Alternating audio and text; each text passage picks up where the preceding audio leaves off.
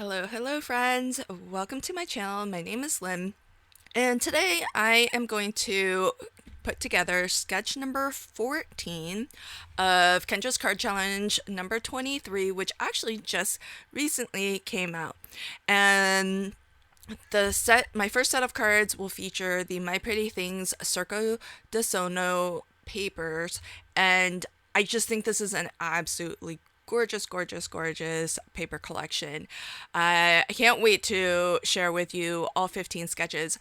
I've shared a couple here and there, but I'll actually have a full 3-part series so you can see my entire process, because this paper collection is actually 8.5 by 11.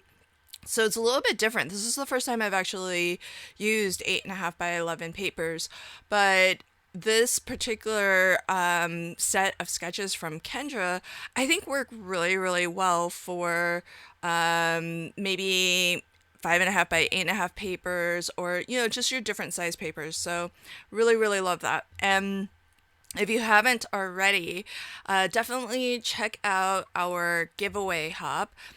Kendra is giving away a $250 prize bundle, which is absolutely to die for. So the way you enter for a chance to win that prize bundle is just watch our videos. Listen for the secret passphrase that each of us will give you. This is my second video on the hop, so you'll have 2 chances from me, so make sure you watch my other video, which features sketch 15. And when you go to enter your entry into the giveaway form, check the description box below for the link to that. You'll want to indicate which channel's video you watch. So in my case, you would put LV Handcrafted, and then put the passphrase that I give you. So I'll give you one passphrase for sketch number 15, which is my other video, and later I'll give you my passphrase for this video. But what I want to share with you right now is I thought I would try to do something like a little bit different with this particular sketch. So this panel here, it's just gorgeous. It kind of reminds me of gel printing. And I mean, I would never be able to get a gel print to look this good, but this pattern paper definitely gives me those vibes. And I don't want to totally cover this pattern up because I just think it's so pretty. And if you look at the sketch, that panel is meant to be what's represented in orange.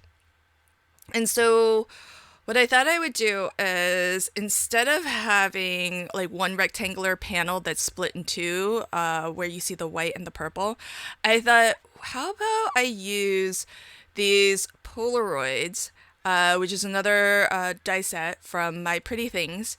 And even though I've sped up this video, there's these long pauses because I'm taking that long to think about it.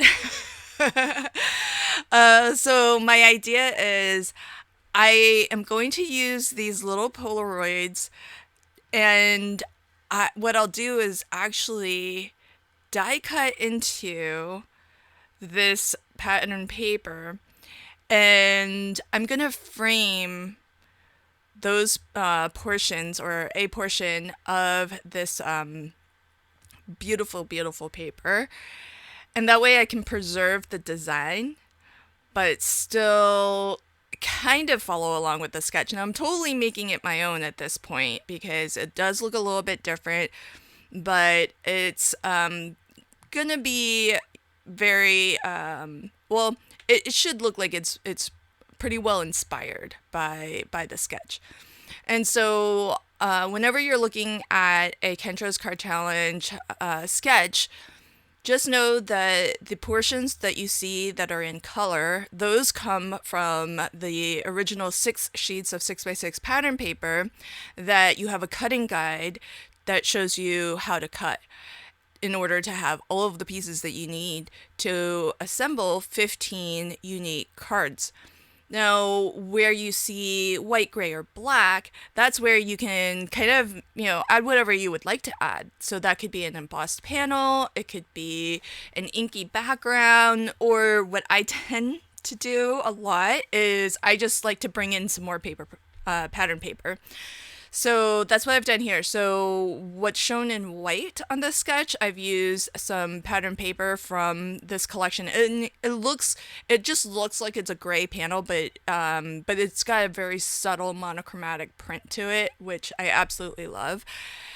And I've already die cut a portion of the of that beautiful background panel there. And what I'm going to do is just with one of the frames, I'm going to frame it, frame the little portion of the flower.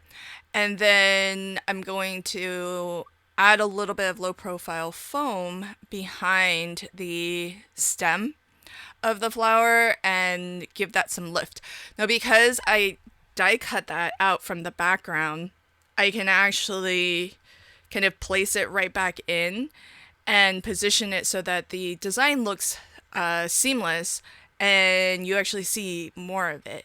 So I thought this would be kind of a fun way of still kind of keeping the essence of the original pattern, but still changing things up a little bit and adding something, just a little bit of a different twist to it. So I thought this was kind of fun, just a neat idea, nothing that I've done before, but that's one of the things that I really love about card sketches is because, if you're not feeling super creative, just having a place to start and making some choices with your pattern papers, it might actually spark something new, something creative that maybe you haven't done before. And that is definitely the case for me on this card because of the paper that I chose in the pattern and the fact that I just didn't want to cover it all up because I just thought it was really beautiful, but I still wanted to stay somewhat true to the sketch. That actually forced me to really kind of think about a creative way to achieve both of those things. And so I had a lot of fun with this one. Now, I mentioned earlier about the giveaway and the secret phrase that you need to put into the giveaway form when you go to fill that out. And for every video on this hop that you watch, you can enter one time. And just put the channel that you watched and the passphrase that you were given when you watched that person's video. So I gave you one secret passphrase in my sketch 15 video, and my second secret passphrase is going to be my favorite crafty technique. I already gave you one of them for sketch 15. But I would have to say that my next favorite one is, I don't know if it's necessarily a technique, but I really, really enjoy using magicals, sprays, things like that. But mostly, I think Nuvo does a variety of them. And Lindy Skang, of course, has a ton.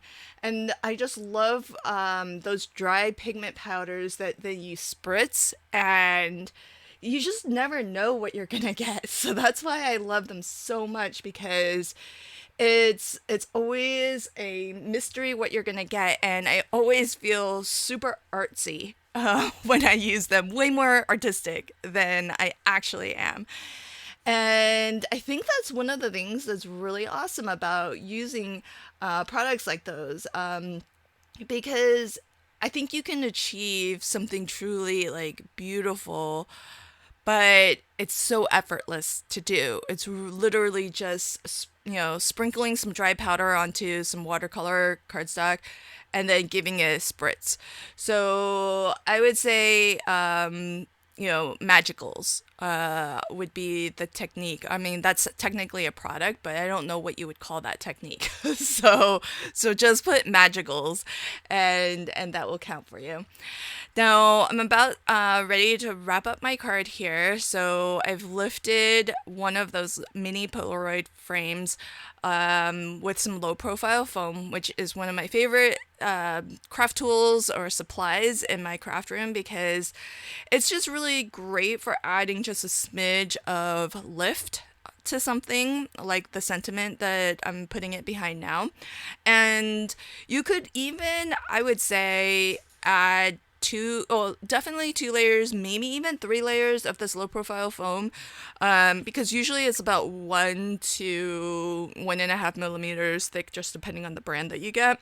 And I just get this off of Amazon. I have a link to it in all of my videos, but it's great because it adds just a little bit of dimension, but it won't trigger extra postage. So that's the nice thing about it. It'll still keep your card relatively flat, but you know how when you have just that little bit of lift, it just makes something pop a little bit more.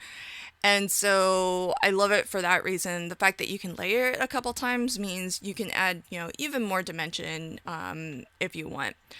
And the last thing I'll do is add a few glitter enamel dots. These are also from My Pretty Things, and they are part of this paper collection, so the colors match beautifully. So that is sketch number 14. Thanks so much for checking out my video today. Until next time, happy crafting and have a fabulous day. Bye.